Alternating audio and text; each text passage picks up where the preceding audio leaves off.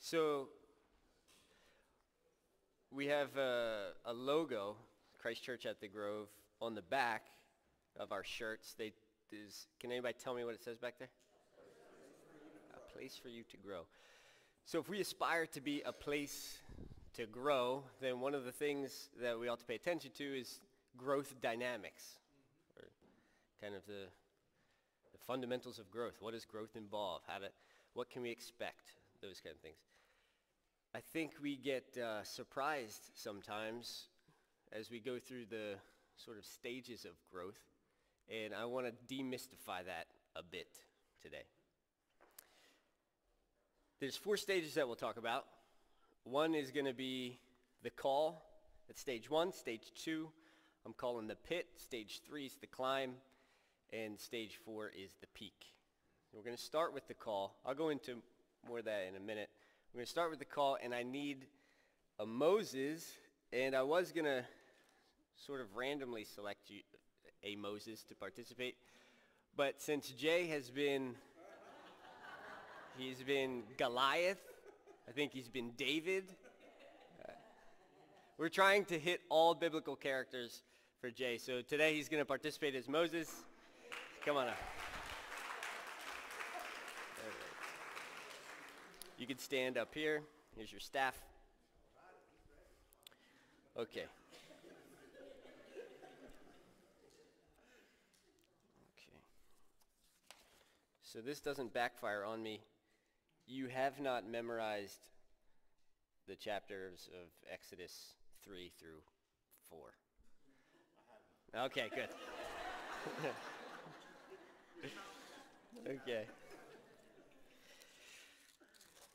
You can turn with me if you want to Exodus 3. I'm going to be reading from NLT, so it might be slightly different if you have NIV or King James or something.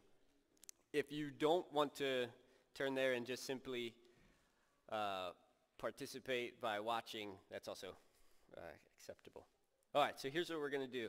I'm going to read through the call of Moses, where God comes and calls him at the burning bush. And what I want you to do is when I get to Moses' responses, you don't have to think like Moses, you can think like Jay, and give me how you would respond to God. Okay?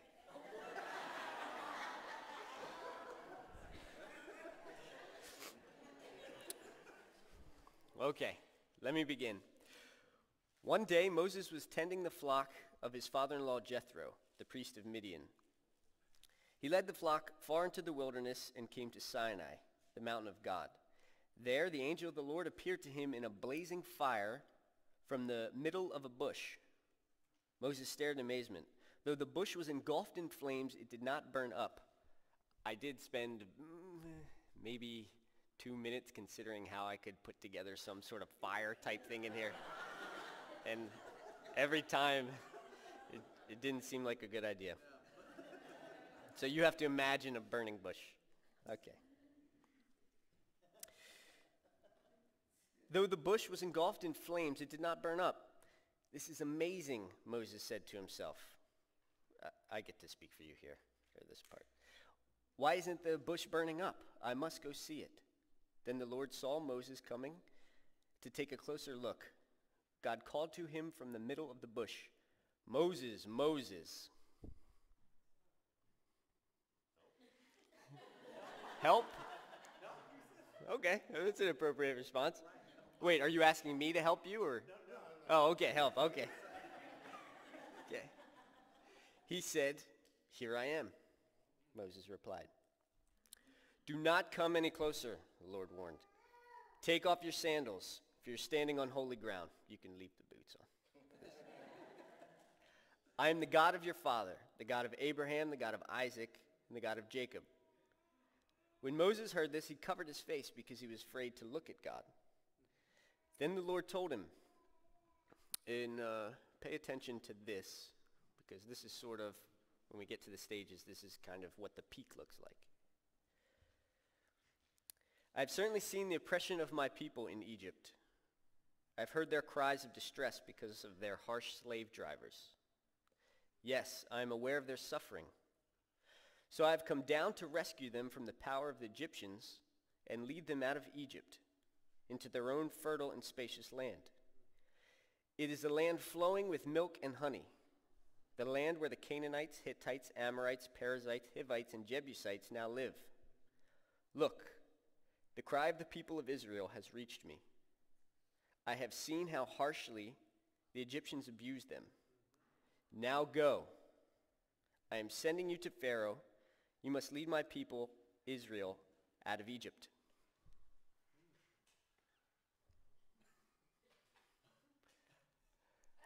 Yeah, that's actually a good response. I was thinking, and I have this underlined, now go, because we're going to see this several times throughout this kind of discourse. Moses at this point could have said, okay, I'm taking upon authority of this burning bush that God's in that's not actually burning up. He's telling me to go. He just told me a bunch of good things. He's going to lead the people out of it, land flowing, milk and honey. And he could have left, but he didn't. He says, who am I to appear before Pharaoh? Who am I to lead the people of Israel out of Egypt? God answered, I will be with you. This is your sign that I'm the one who sent you. When you have brought the people out of Egypt, you will worship God at this very mountain. But Moses protested. You want to just go? I'm cueing you that he okay, there could be a protest. He could have turned. So there's some dialogue here. What would you say to God in this instance?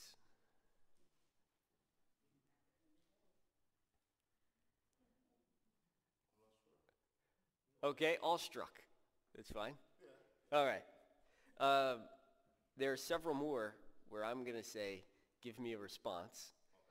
So I've primed you now. You can start thinking of, I need to respond on the, okay. Let's see. But Moses protested, who am I to appear before Pharaoh? So he's not thinking he's worthy or, Who am I to lead the people of Israel out of Egypt? God answered, I will be with you. Oh, wait, I already read that. I'm sorry. Skip to 13. But Moses protested. If I go, or did I read that? No. I had not read that yet. No. Okay. This is your part of the participation to keep me on track where we are, constantly looking back with this small text. Okay. But Moses protested, who am I to appear before Pharaoh? Who am I to lead the people of Israel out of Egypt? God answered, I will be with you. And this is your sign. I did read this. Let me keep going. But Moses protested, if I go to the people of Israel and tell them, the God of your ancestors has sent me, they will ask, what is his name? Then what should I tell them? That's a legitimate kind of reply. Okay, say I do go. Who do I say sent me? That was kind of his response. God replied to Moses, I am who I am. Say this to the people of Israel, I am has sent me to you. God also said to Moses, say this to the people of Israel, Yahweh, the God of your ancestors, the God of Abraham, the God of Isaac, the God of Jacob, has sent me to you. This is my eternal name, my name to remember for all generations. And then we have it again. Now go. Call together all the elders of Israel. Tell them, the Lord, the God of your ancestors, the God of Abraham, Isaac, and Jacob, has appeared to me. He told me, I've been watching closely, and I see how the Egyptians are treating you. I have promised to rescue you from your oppression in Egypt. I will lead you to a land flowing with milk and honey, a land where the Canaanites, Hittites, Amorites, Perizzites, Hivites, and Jebusites now live. This sounds familiar? God is repeating himself at this point because he's already told him to go, but Moses is still here. The elders of Israel will accept your message. Then you and the elders must go to the king of Egypt and tell him, the Lord, the God of the Hebrews, has met with us, so please let us take a 3-day journey into the wilderness to offer sacrifices to the Lord our God. Still God talking. But I know that the king of Egypt will not let you go unless a mighty hand forces him. So I will raise my hand and strike the Egyptians, performing all kinds of miracles among them. Then at last he will let you go. And I will cause the Egyptians to look favorably on you. They will give you gifts when you go, so you will not leave empty-handed. Every Israelite woman will ask for articles of silver and gold and fine clothing from her Egyptian neighbors, from the foreign women in their houses. You will dress your sons and daughters with these, stripping the Egyptians of their wealth. I know to you it must sound like I've just been reading a whole bunch and it's easy to kind of daze off. In this, there would have been this massive burning bush, and God is actually saying something. This thing is talking. Moses would have been, I imagine, hung on every word that God is saying. But Moses protested again. Now what is your protest? Why me? What if they don't believe me or listen to me? It's similar. What if they say, the Lord never appeared to you? Then the Lord asked him, what is in your hand? You said you didn't memorize this. That was spot on. A staff, a shepherd's staff, Moses replied. Throw it down to the ground, the Lord told him. So Moses threw the staff, and it turned into a snake. For those of you who can't see, there's a slithering snake up here. Moses jumped back. Careful. Then the Lord told him, reach out and grab its tail. You got to go get its tail. So Moses reached out and grabbed it, and it turned back into a shepherd's staff in his hand. Wow. Right. Perform this sign, the Lord told him. Then they will believe the Lord, the God of their ancestors, the God of Abraham, the God of Isaac, Jacob, really has appeared to you. That's pretty impressive. So then the Lord said to Moses, now put your hand inside your cloak. You can maybe through the, through those buttons or something. Or you can use your pocket, it doesn't matter. And when he took it out again, it was white as snow with a severe skin disease. Now put your hand back into your cloak, the Lord said. So Moses put his hand back in, and when he took it out again, it was healthy as the rest of his body. Okay. Lord said to Moses, if they do not believe you and are not convinced by the first miraculous sign, they will be convinced by the second. And if they don't believe you or listen to you even after these two signs, then take some water from the Nile River, pour it on the ground, pour it out onto dry ground.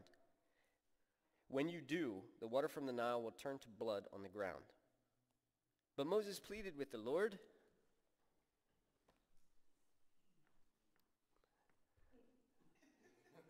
See, even you are wondering why he's protesting at this point. We had the snake thing. We've got the hand thing. I mean, God has told him the good stuff and has equipped him with these basically superhuman powers. So what's the problem? He says, Lord, I'm not very good with words. I never have been. And I'm not now. Even though you've spoken to me, I get tongue-tied and my words get tangled. Then the Lord said to Moses, who makes a person's mouth? Who decides whether people speak or do not speak, hear or do not hear, see or do not see? Is it not I, the Lord? Now go. Again, this is the third time. I will be with you as you speak, and I will instruct you in what to say. But Moses pleaded again. He says, please send somebody else. Please send somebody else. Then the Lord became angry with Moses. I hope we can appreciate God's anger at this point. He's told him go 3 times. He showed him all these miraculous things, and he's still resisting. All right, he said. This is God. What about your brother Aaron the Levite? I know he speaks well, and look, he's on his way to meet you now." It's interesting to me that God had already dispatched Aaron to kind of go meet him, knowing that he was going to have this encounter, and would have to do all these things to get Moses to go. "He will be delighted to see you. Talk to him. Put the words in his mouth. I will be with both of you as you speak, and I will instruct you both in what to do. Aaron will be your spokesman to the people. He'll be your mouthpiece, and you will stand in the place of God for him, telling him what to say. Take your shepherd's staff with you. Use it to perform the miraculous signs I've shown you." And so you can go now. All right, give me a round of applause.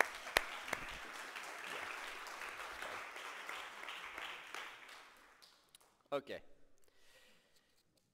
That was stage one, the call. If we were to turn to Luke 5, you would also see the call.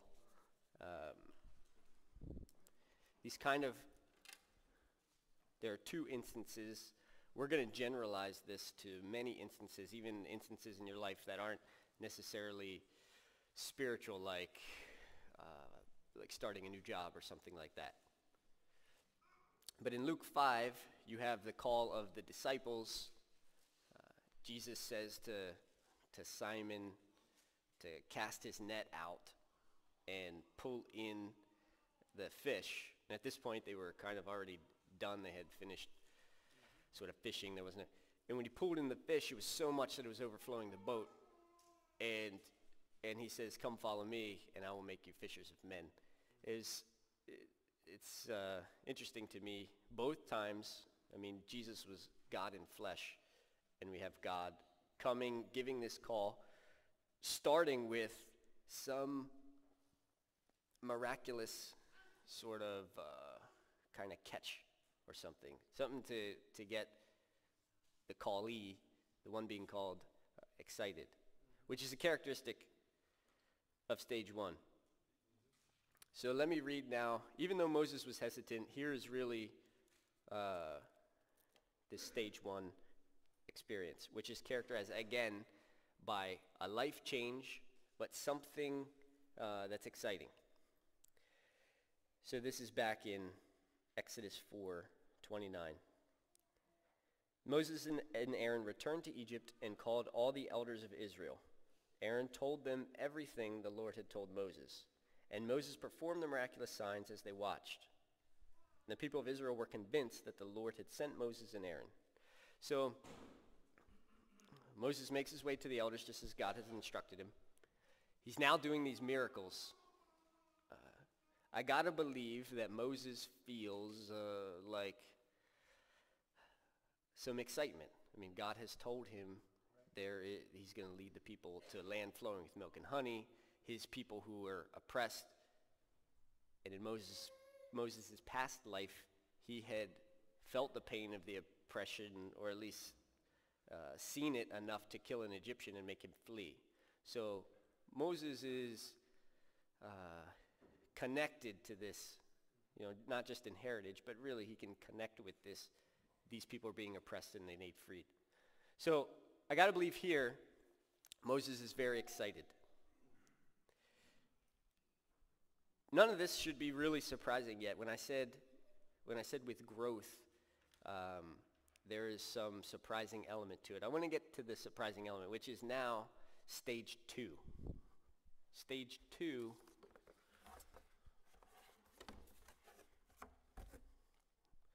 called the pit.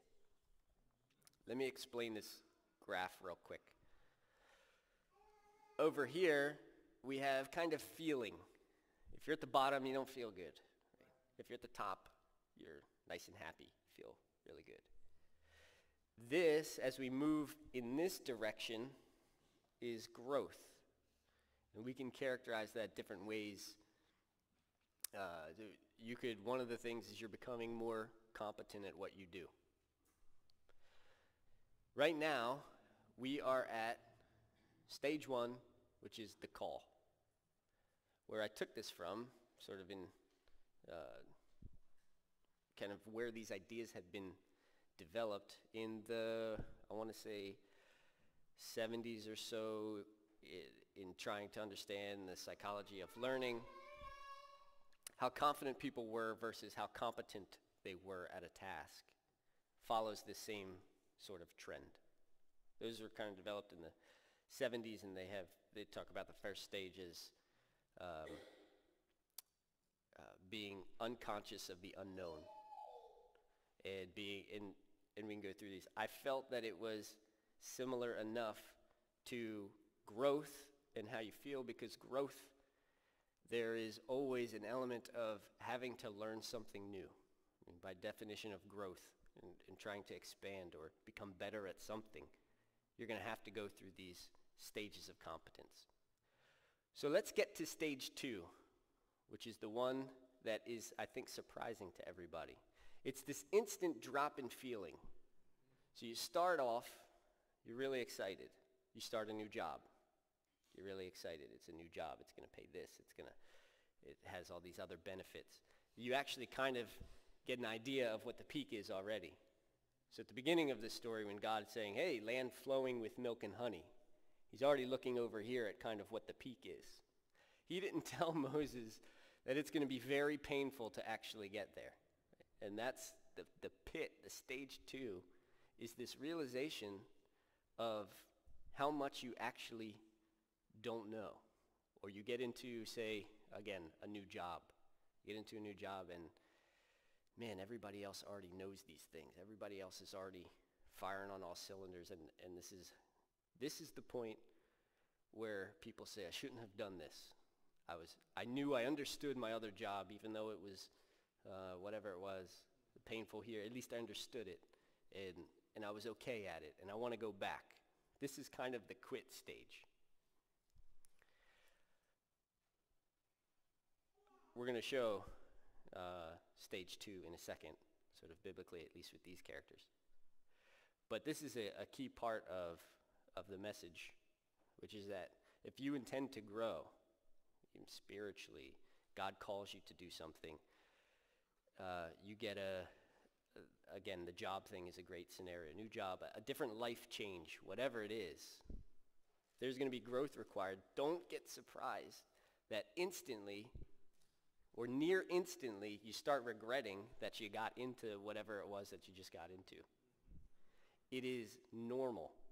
It is common. It's an aspect of growth. A huge part of this drop is just simply the realization that there was more involved than you thought, or you don't know as much as you thought you knew. Again, back to the psychology aspect of it. In this stage, you don't know what you don't know. You just don't know. It's exciting. You can kind of see here, but there's a lot of stuff you simply don't know. This stage, you just became aware of the stuff that you didn't know. You now know what you don't know, if you can follow that. Let me go to stage 2. Let me talk about stage 2 real quick, and then we're going to demonstrate with the drum set and a volunteer these stages. So, if we go to Exodus 5, so just the next chapter, by verse 22. So Moses has gone to Pharaoh. He's got his fancy miracles. And Pharaoh says, you're annoying me. And make bricks without straw. You guys are all lazy. God didn't tell him anything about that. God said land flowing with milk and honey. Pharaoh says, you're lazy, do more work. And Moses is getting a realization of how difficult this is going to be. And he's feeling pressure from his own community and his own people. It says, then Moses went back to the Lord and protested. Why have you brought all this trouble on your own people, Lord? Why did you send me? Ever since I came to Pharaoh as your spokesman, he's been even more brutal to your people.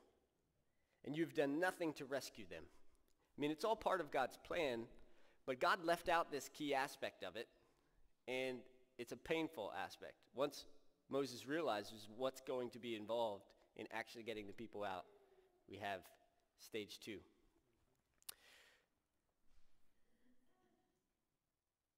let's demonstrate. I need somebody. This backfired on me last time when I asked Jim to throw the discs at the net. And he said, "Oh, I've never thrown a frisbee before. I don't know," and was sinking all of these putts. I don't know if you guys remember that sermon. So I'm looking for somebody that has never played drums before. Somewhat interested. Taylor, did you ever play drums?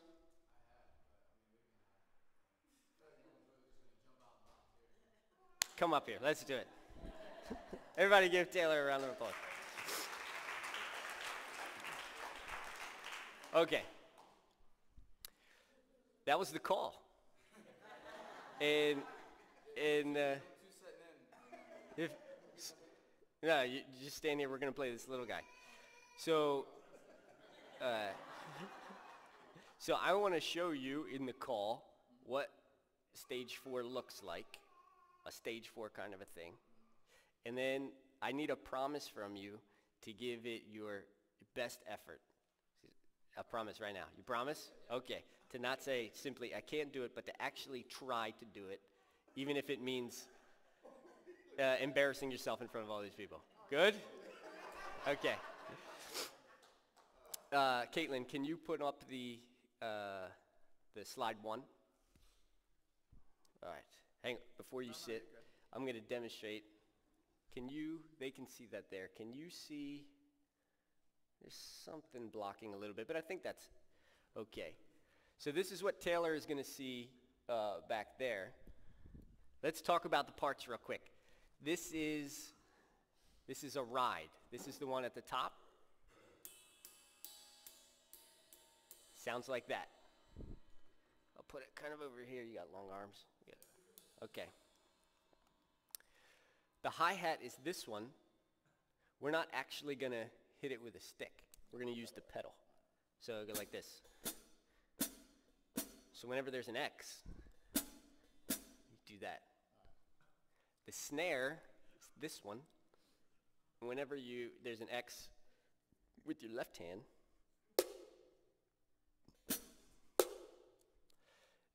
the bass is at the bottom, and whenever there's an X, you're simply going to hit this pedal.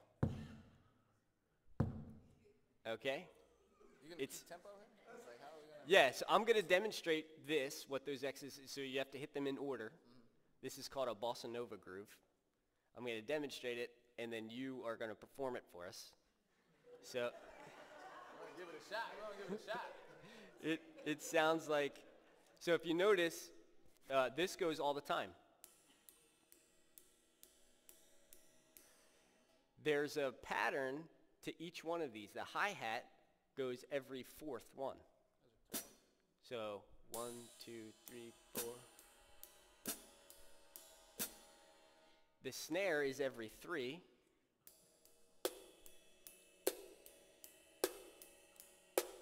And the bass just keeps doubling. So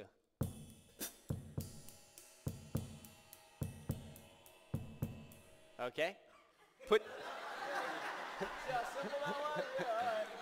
Put together, it should sound like this.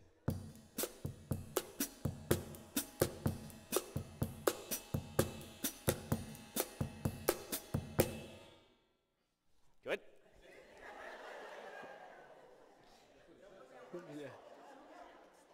Yeah, it's peak. Pastor Spencer should be a rock star. You get this down, you already have the look. Yeah, but normally you're supposed to practice first, you know? Yeah. Out into the woods. Alrighty. So try to follow that. You can start with the ride every ding, ding, ding, ding, ding, ding. Yeah.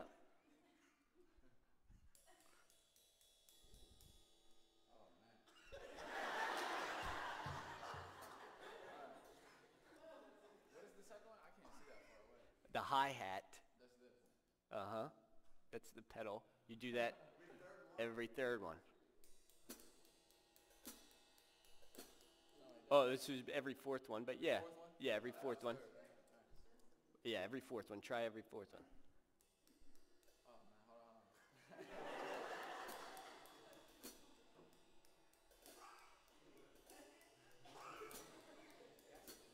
hold on. All right. Yeah, that's let's throw in the bass. You got, try the double hits.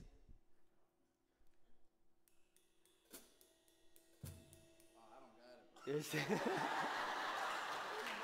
got it. Okay. All right. Okay, so you could pause for a moment. So I've called him, and then once he realizes, I mean, this looks simple. There's just a few X's. There's when you actually try to translate that to my hands and fingers and all this stuff. It's one thing to look at that and say, oh, that's not bad. That's not too bad. It's another thing to sit down and, what? Yeah. I know because I've been there on these things. But this is phase 2. This is the same exact phenomenon that happens every time you try to grow or learn something. You get a promotion. It looks awesome. It looks whatever. And then you realize, oh my goodness, there's so much stuff here that I've got to actually know, or I've got to actually do. I've got to learn. My Jeep engine, I have a Jeep, it just blew. Apparently those things need oil. It just So I said to myself, I've got tools, I've got this, I can take the engine out and put a new engine in. And I started taking the engine out and quickly got to phase 2. Oh my goodness, and we'll talk about moving from 2 to 4, but I did get help from a family member who's a real mechanic that can push this along. Before you leave, I do want to start climbing this a little bit. Can you put on the next slide? Oh, there we go. That's a little better. All right, let me see. Let me demonstrate this one. This one, I think with the right support from the crowd, we can get you playing. So this one, we're going to leave the hi-hat and the pedal and all out of the thing. Okay, so we've reduced it, and we've simplified the bass to it repeats every 4, the snare repeats every 4, and they're just offset. So it sounds like this.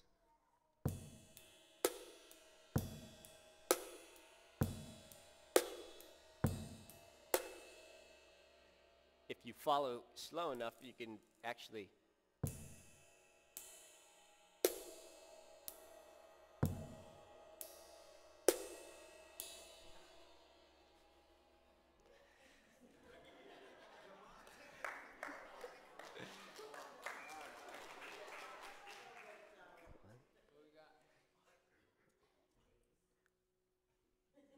So we're going to go bass ride 1. Doom.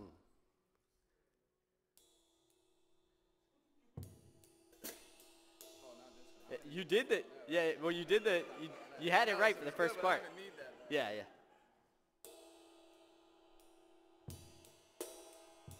That's too fast. No, that's it though, that's it. Go ahead and, hang on.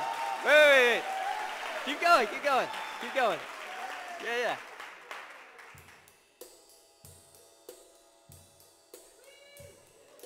Yeah. Yeah. All right. Yeah. Completely eliminate one thing. That's good, man. That's great. Good job. I take this thing. See, that was one less thing to do, though. That was Yeah. much easier. Right. Having all 4. That's part of, yeah. Thanks again.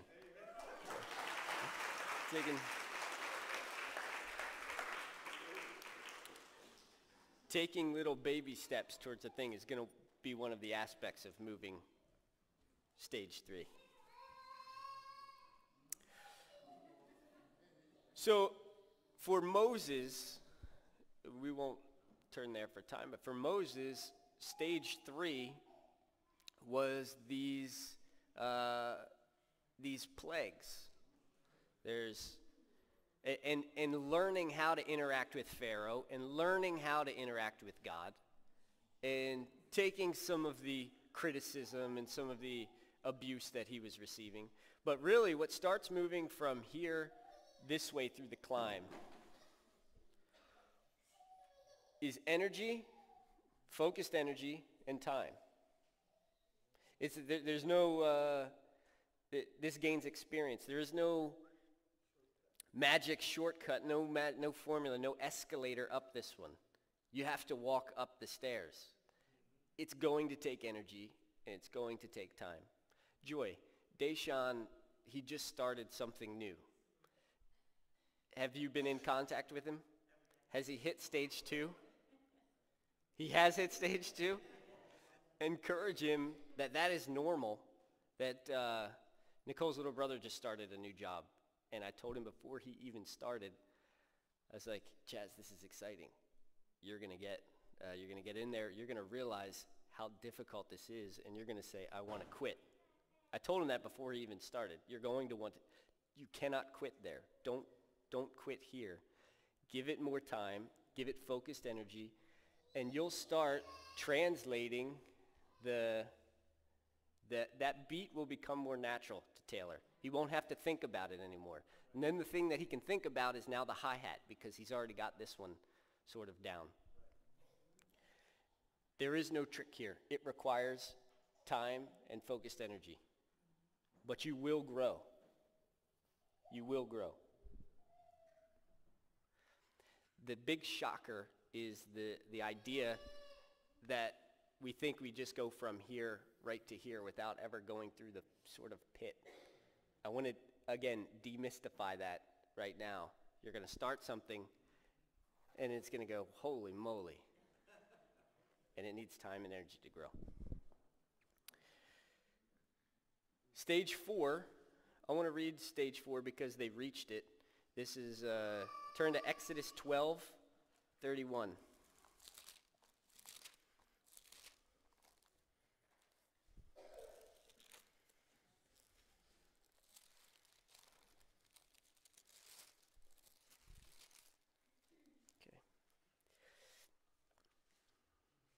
Finally, Pharaoh sent for Moses and Aaron during the night. Get out, he ordered. Leave my people. Take the rest of the Israelites with you. Go and worship the Lord as you have requested.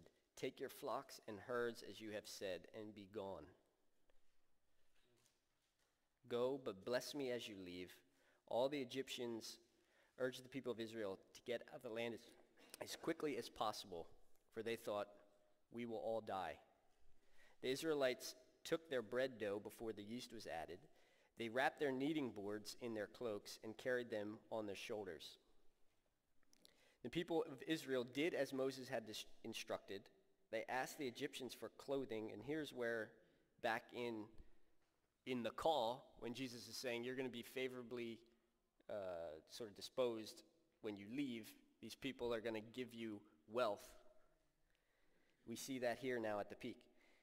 They asked the Egyptians for clothing and articles of silver and gold. The Lord caused the Egyptians to look favorably on the Israelites, and they gave the Israelites whatever they asked for, so they stripped the Egyptians of their wealth. They got there, but for those of you who know, again, demystify this a little bit, because it seems like every time we get into the pit, it's why are we here? And I'm saying it's a normal part of the growth process. They reach that peak. They're now leaving, and they're leaving with a bunch of wealth. But they instantly fall back into it again. And in the form of, hey, this thing's not over. Egypt, or the Egyptians are chasing us, and we've got to cross this Red Sea. And it looks like we're trapped between a sea and a whole bunch of chariots, and we're going to die. Then you get out into the desert, and it's, why did God bring us here? We should have stayed back before the call. Now we're going to die here in the desert. These constantly cycle. And in your life, this is going to cycle if you intend to grow. Because if you intend to grow, you're going to need to expand your expertise, or expand your knowledge or competence in some area, and that's going to require this process. And you're going to hit stage 2 again. Let me tie this now back in conclusion to here at Christ Church at the Grove. So we intend, if we want this to be a place for you to grow, which we do, we intend in some scenarios to call you. Andrew didn't volunteer to help with a sermon one time. I asked him if he would help. And almost instantly asking him, he hit stage 2. But it was a growth opportunity for him. He's happy that he did it. We have a lot of new teachers and helpers. I thank you guys for that. Some are over there now. And this is a growth opportunity. And they realize, oh man, these kids are tough. sometimes. In 2019, we hope to call and have God call you. It's not all me saying, can you do this? A lot of it, I would hope the pathway would be that God is asking you to do something, that you send someone, and then approach us and say, I've got a passion for this or something for this. I don't see Eddie Rivera, but we're going to have an evening service. He'll tell you more about it. It's going to be sometime in February. It's something he's really passionate about, and we sat down and we talked about this same dynamic. Let's keep the passion going. Realize at some point, if we intend on continuing this, you're going to say, wow, this is tough, and all these things. We didn't do this right, but we did this right. And that's the whole learning and climbing process. But that there will first be a pit experience, and that it's normal, that it's okay, that it's a part of the growth process. So I encourage you to accept the call that God is putting on your life. If you don't feel anything, pray. Ask God to reveal something to you. Talk with your fellow believers. They know oftentimes some of your strengths and weaknesses and can say, I think you'd be great at this or that, and you could give it a try. Let me pray. Dear God, thank you for all the people here that love you and intend on growing and growing closer to you. And Lord, help us when we instantly hit that pit feeling and we want to turn around and we want to go back. Help us to push forward. Help us to put in the time and focused energy and make the climb and translate, dear God, what you want us to have, not just to having to think hard about it, but to muscle memory and to knowing what to do because we've experienced it and we've got it. And help us pull others up, Lord, that are trying to make the climb. That we're already on the peak. Help us pull them up. In Jesus' name I pray. Amen.